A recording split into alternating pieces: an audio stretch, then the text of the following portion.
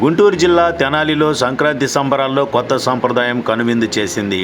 గోదావరి జిల్లాలో సంక్రాంతికి అత్తగారింటికి వచ్చిన అల్లుడికి పలు రకాల వంటలు వండిపెట్టే సాంప్రదాయం ఉంది. ఈ సాంప్రదాయం ఇప్పుడు గుంటూరు జిల్లాకు కూడా వ్యాపించింది. గోదావరి జిల్లాలో పండుగలకు వచ్చిన అల్లుళ్లకు ఎక్కువ సంఖ్యలో రకరకాల పిండి వంటలు వండి పెట్టడం మనకు తెలుసు. కానీ ఈ సంక్రాంతి పండుగకు గుంటూరు జిల్లా తెనాలి నందులపేటకు చెందిన కనిగిచెర్ల రమాకాంత్, బేబీ చరిత దంపతులు వాళ్ళ అల్లుడికి వినూత్న సాంప్రదాయంతో ఆహ్వానం పలికారు. నెల్లూరు జిల్లా ఆత్మకూరు గ్రామానికి చెందిన సుధీర్ కుమార్కు రమాకాంత్, బేబీ చరితల కుమార్తె భవ్య లిఖితనిచ్చి 6 నెలల క్రితం వివాహం జరిపించారు. మొదటి సంక్రాంతి పండుగకు ఇంటికి వచ్చిన అల్లుడు కూతురికి సర్ప్రైజ్ ఇచ్చారు అత్తమామలు. గోదావరి జిల్లా తరహాలో పలు రకాల పిండి వంటలతో విందు ఏర్పాటు చేశారు. ఇలా సంక్రాంతికి తెనాలిలో కొత్త సాంప్రదాయానికి శ్రీకారం చుట్టారు.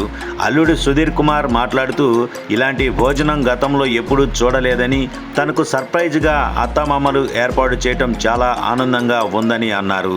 మామ రమాకాంత్ మాట్లాడుతూ, ఇలాంటి విందు ఏర్పాటు చేయాలని ఎప్పటి నుంచో తనకు కోరిక ఉందని, తమ కుమార్తెకు కొత్తగా పెళ్ళయిందని, అల్లుడితో కలిసి మొదటిసారి సంక్రాంతి పండుగకు ఇంటికి వచ్చారని, కూతురు అల్లుడికి సర్ప్రైజ్ ఇవ్వటానికి సుమారు 130కి పైగా రకరకాల విందు ఏర్పాటు చేసినందుకు చాలా ఆనందంగా ఉందని తెలిపారు. ఇప్పుడు ఇదంతా గుంటూరు జిల్లాతో పాటు రాష్ట్ర వ్యాప్తంగా హాట్ టాపిక్గా మారింది. అందరికీ సంక్రాంతి శుభాకాంక్షలు. మాది నెల్లూరు అండి, ఆత్మకూరు వాస్తవ్యులు. మేము తెనాలి కనిగిచెర్ల వాళ్ళ అమ్మాయిని చేసుకున్నాము. ఈరోజు సంక్రాంతి సందర్భంగా మా మామగారు ఇవన్నీ ప్లాన్ చేశారు. మా పెద్ద మామగారు, అత్తయ్య, వదిన వాళ్ళు అందరూ చాలా ఆనందంగా అనిపించింది, చాలా సర్ప్రైజింగ్ అనిపించింది. ఇన్ని చూడటమే ఫస్ట్ టైం, ఇంక తింటామో లేదు తెలియదు. చాలా ఎక్సైట్మెంట్గా ఉంది.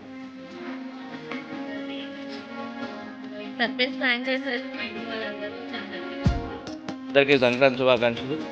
ఈరోజు గత 5 నెలల క్రితం మా పెద్దమ్మాయి భవినికిత మ్యారేజ్ చేయడం జరిగింది.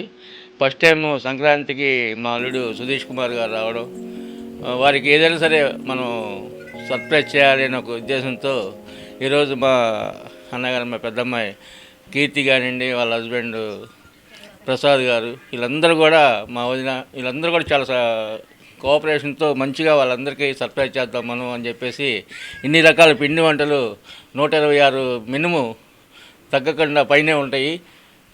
అన్ని రకాల పిండి వంటలు తయారు చేసి ఈ రోజున వాళ్ళకి సర్ప్రైజ్ చేద్దామనే ఉద్దేశంతో చేయడం జరిగింది. వాళ్ళు ఎంతో సుఖ సంతోషాలతో వర్ధిల్లాలని చెప్పేసి ఆశిస్తూ అందరికీ సంక్రాంతి శుభాకాంక్షలు తెలియజేయడం జరుగుతుంది.